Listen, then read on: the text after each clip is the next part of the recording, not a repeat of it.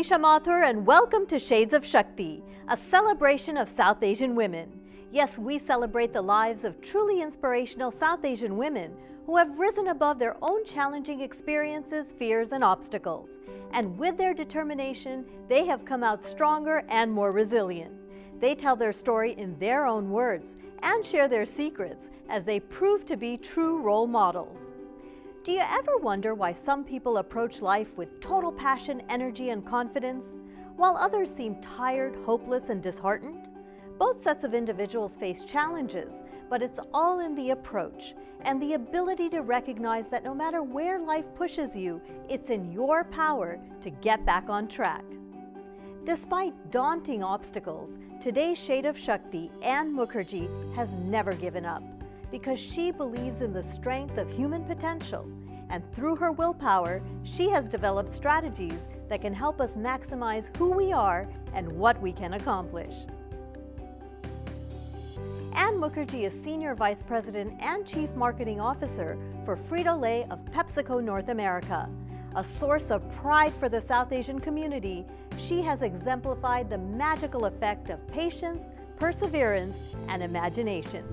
Ann, welcome to our show today. Oh, it's great to be here. Thank you for having me. And your journey, your story is absolutely incredible. And I want to go into the details of your background. Sure. But let's talk about where you are today. Yeah. I'm Chief Marketing Officer at Frito-Lay of PepsiCo. It just can't get better than that. Tell us how you got involved. Well, I got to tell you, I say this all the time. I am probably a kid in a candy store. I have the best job in the world. I get to work on amazing, loving brands that everyone knows. Doritos, Cheetos, Lay's, Tostitos. I mean, it's a wonderland, right? We do some really fun marketing. We do some really fun stuff. We make some great products. So it's really a wonderful, wonderful opportunity. And I couldn't tell you, I've never been more satisfied in my life, because I truly believe everyone has potential. And if I can find a way for them to realize, I didn't know I had this in me, and then that light bulb goes off, there's no greater high for me in my life.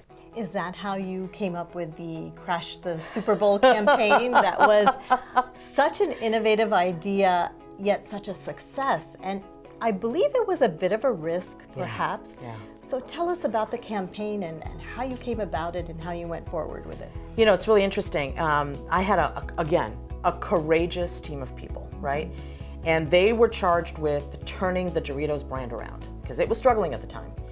And one of the things that they did was they went deep in understanding how teenagers live today. They put together a strategy and a deep empathetic understanding of that teenager that led to the idea of Crash the Super Bowl, putting the hands of our TV advertising in the hands of our consumer.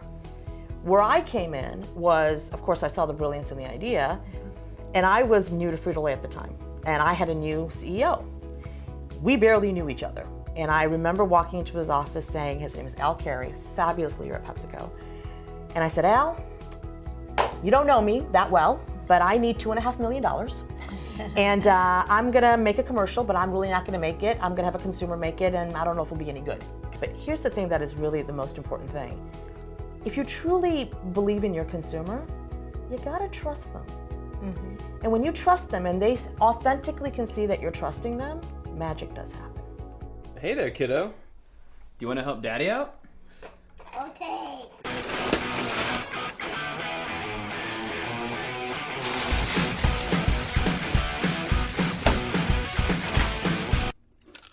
Keep cutting, son.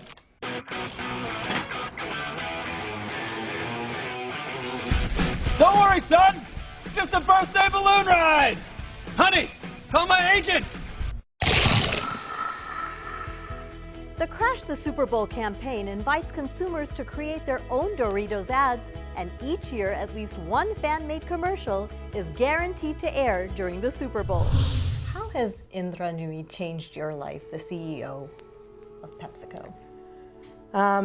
You want to talk about an amazing woman. Indra Nooyi is that, for me. She's a visionary leader. She is a leader that has gone far beyond the business equation. and understands the social equation and the connection between the two. Indra, for me, has almost taken the place. I lost my mother when I was very young, and for some reason, Indra just took an interest in me very early in my career. And one of the things that I've struggled with all my life has been my weight. And you know, I remember a meeting, she just took me aside and she goes, "Ann, can I ask you a question?" I said, "What is it, Indra?" Expecting a question on my market share or something like that. And she goes, "You know, I watch you eat. You barely eat anything.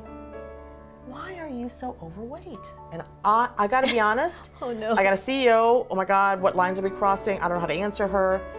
And it came from such a special place in her heart. And she said, "I've met your children, I've met your husband, I'm worried about you." Really? And she stuck with me. And she was like, "I need to take care of your whole you, and I'm not gonna give up until you figure out what's wrong with you." And sure enough, it took a few years to diagnose I had a thyroid issue. Mm-hmm. We got it diagnosed about a year ago, and in that last year, I've lost 100 pounds. You've lost 100 pounds. I've lost 100 pounds. And congratulations. Thank you. That's amazing. But she stood by my side the entire time. You know, whether it's Indra the leader, Indra the visionary, or Indra the nurturer, she's an amazing woman. Amazing. You're in a position where you truly inspire so many South Asian women out there who are looking to move up in their career and just don't know how to go about it, but you're a tremendous inspiration. Well, I get so much inspiration. I know people say that, but it's so funny because the opposite is true. I get my energy and my passion from women. Seeing you just do this interview, seeing how you opened it up, seeing your passion for what you're trying to do for the South Asian community, that gives me inspiration. That tells me I better step up. I better live up to what you're trying to do. Ann Mukherjee, often called the Queen of Corn, gives us some great life lessons that she tries to live by. My first life lesson, which is probably one of the hardest, is to love thyself. If you can't love thyself, there's no way others can love you. And loving thyself is really about knowing thyself. It's about knowing what you're strong at. It's about knowing where your opportunities are. It's knowing where your threats are, what scares you. And most importantly, it's about knowing your opportunities, because that is where your potential lies.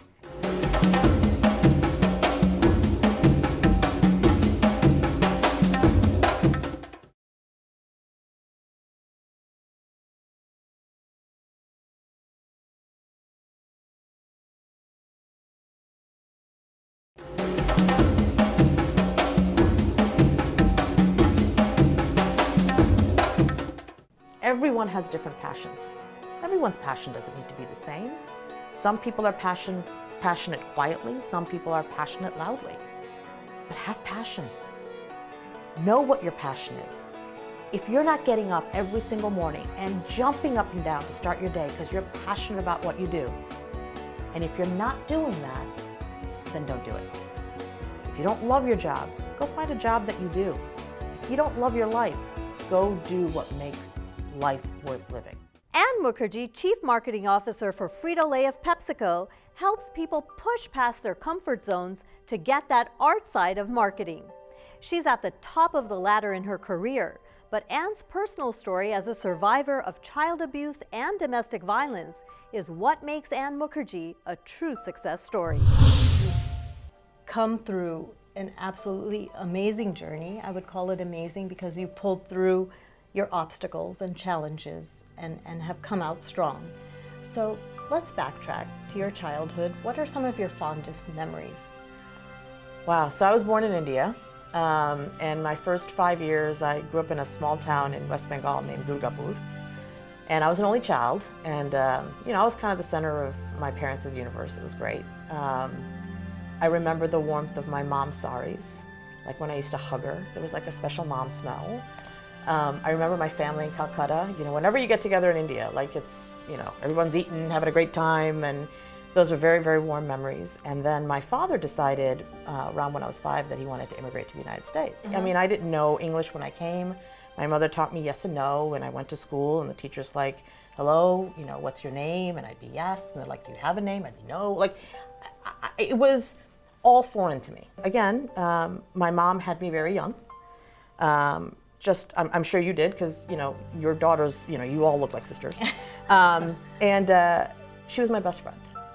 She was my absolute best friend. When I got older, when I was like 13, 14, we'd wear matching saris and go to pujas, and those were wonderful, wonderful memories. And then when I was 14, we were coming back from those Indian gatherings. And we were in different cars, and she was killed by a drunk driver in front of us. Ann's mother was killed by a drunk driver when she was only 14 years old. Every day in America, another 28 people would die as a result of drunk driving. That was a hard time. She was a beautiful woman. She lit up a room. Now a topic a little difficult to discuss, I'm Sure. sorry. No, but it's quite all right. I know that you were a victim of child abuse. Yes. How did that affect you, and how did you pull through? It's interesting. My first childhood memory, I was either 3 or 4 at the time. I was sexually abused by the servant in my grandparents' house. Those memories till this day are the most vivid I have. And I will tell you, just that side of my life just became difficult. Contact, just physical contact became very difficult for me. Trust became very difficult for me. So domestic violence is interpersonal violence. So it is when your partner abuses you. It could be physical, it could be mental, it could be verbal, it could be economic, meaning that they put all the debt in your name and the mortgage is in your name, or they're perpetuating fraud in your name, and it could be sexual. It's truly unbelievable that Ann was a victim of child abuse and then domestic violence. 1 in 4 women will experience domestic violence in their lifetime. You? Someone, who is as strong as you? How did that happen? And I don't think it's about strength. I think it's about vulnerability. I think it's about our conditioning. And when you're married and your duties as a wife, and, first of all, women will always look within themselves to say, the blame must be within me. If we do something well, it's because something outside of us caused it. If we do something bad, it's because we caused it. It took me a long time to understand it wasn't me. You think it's your fault, and that's a barrier that all women experience, not just in our community, but across the board. There's some sense of self-blame, like, why did I do this? Why did I deserve this? I must have done something. It must be my karma. And it's if your whole life you've never been able to make a choice about your life, if you've grown up in your parents' household and then had a marriage that was arranged for you, and then you go to your husband's household, you've never been able to determine the course of your life. Did you come to terms and move forward? It was hard trying to explain to the hospital why I kept falling down the stairs, so that got tired after a while. But I'm grateful because I had a cousin, a younger cousin. He's always been almost like my brother. He's the one who did an intervention. And he kind of made me look at myself in the mirror. And he shook me. He shook me to the point where I had to confront what I was dealing with. And it was hard. I'm not gonna lie. It was one of the hardest things I've done. And I did walk out. And about a year later, I did get a divorce. But coming out of it, I didn't feel like I was a survivor. Coming out of it, I felt I was a failure. And it took me a long time to get to the point where I had enough strength and courage to say I was a survivor. And today, as I help domestic violence victims, I always say to them, you're not a victim. You're a hero. You're an angel. And women who go through this and who come out of this on the other end should be so proud of themselves, should love life, should take life by the horns and say, I survived this, and now it's my time to live. And women who are going through it, my only plea to them is to look inward and give themselves a hug to say it's not them, and they deserve to find peace and happiness. Recognizing the warning signs when you're in a situation is very hard because you're in it. You're in it and you've probably been experiencing it without even recognizing it for years. I'm more concerned about preventing you ever getting into that situation, and I think working with the girls in our community, the youth in our community, to recognize what a healthy relationship should look like. And what I would say to women is, in today's world of technology and in digital access, there are so many places that they can turn to. Sakhi here, right here in the tri-state area. I live in Dallas. There's an organization called Chetna. When I used to live in Chicago, there's an organization called Upnagar. There are places that women can turn to find safety. You can't change the world in a day. You can't be perfect every single day. Women want it all, and they should get it all. But you know what? You gotta keep perspective. You can have it all over a lifetime. Don't try to have it all every single day, because that's just setting you up for failure. If you're a victim of domestic violence, please contact the following organizations for help.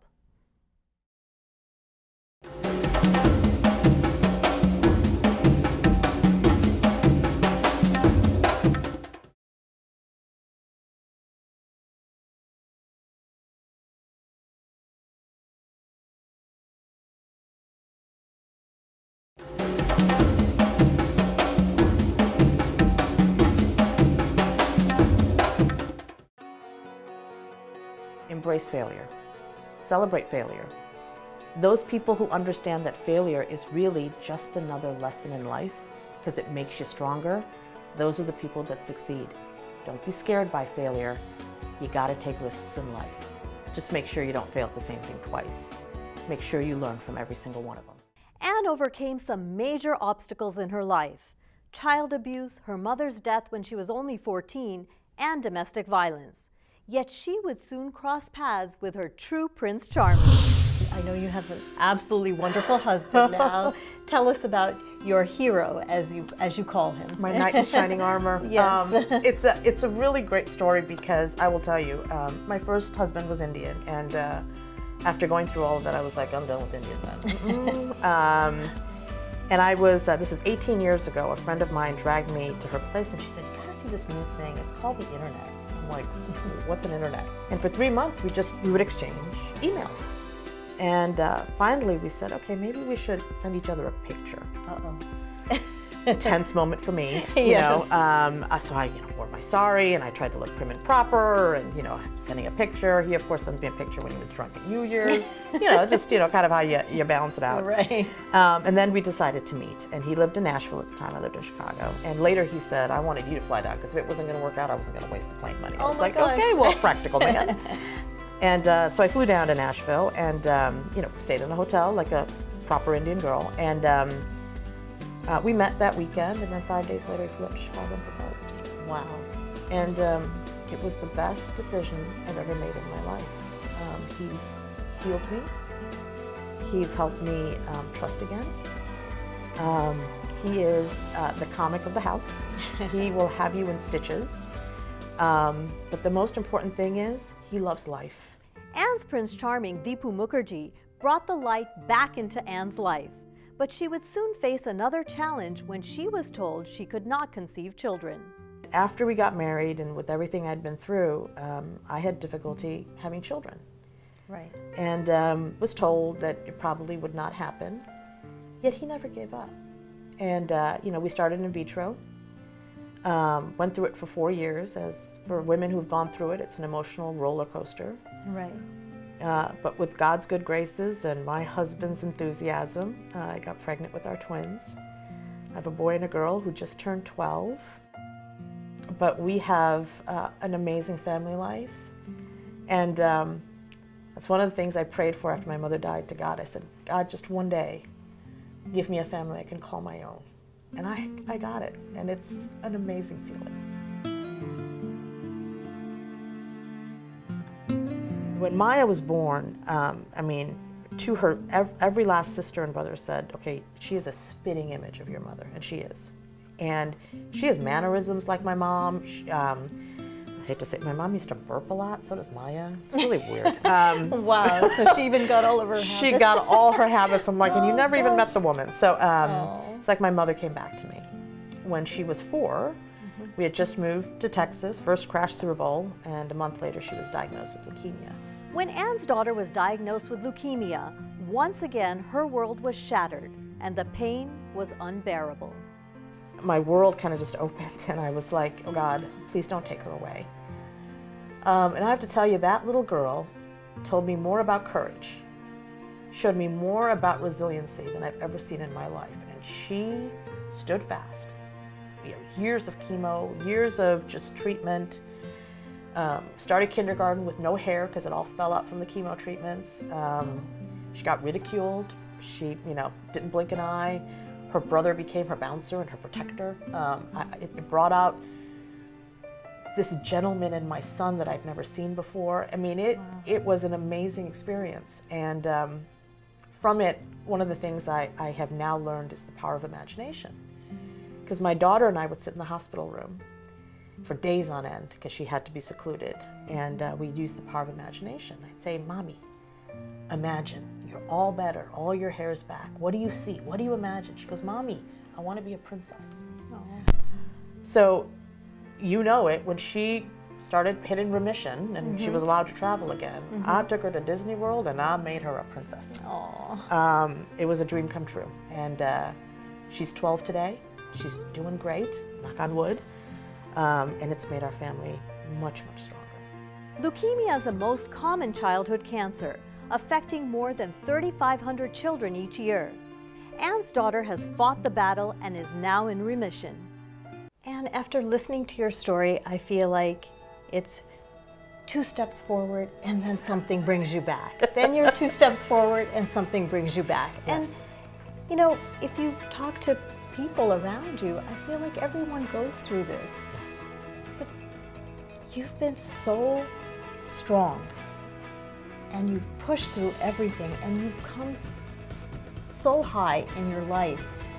What message do you have for our viewers out there, South Asian women, even the younger generation who aspire to become like you? What advice do you have for them? Well, I will tell you, you're right, 2 steps forward, 3 steps back, but it's in those 3 steps back that I usually find something new and inspirational, that 3 steps back usually catapults me 6 steps ahead. Ann will continue to take 2 steps forward no matter how many steps she's pushed back. She wants all women out there to know that no matter where fate takes you, it's up to you to take charge and use the power of imagination to uplift you to unimaginable heights.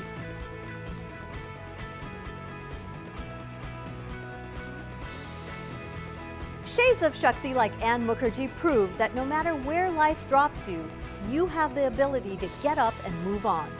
The only way to solve problems of domestic violence is if the South Asian community can start openly discussing relationship abuse and supporting survivors of this abuse. The high rates of intimate partner violence in the South Asian population can be reversed if the community can come together to hold abusers accountable for their actions.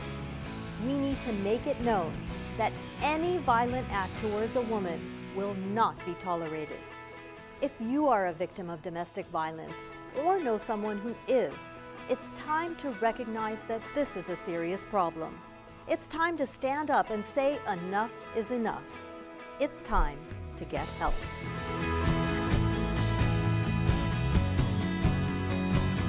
We hope our series is inspirational to all women out there as they embrace their inner strength to find motivation and confidence. Please send us your comments and suggestions to shadesofshakti@tvasiausa.com. I'm Nisha Mathur, looking forward to sharing many more enlightening stories with you on our upcoming episodes as we reveal the many shades of Shakti, the voice of empowered women.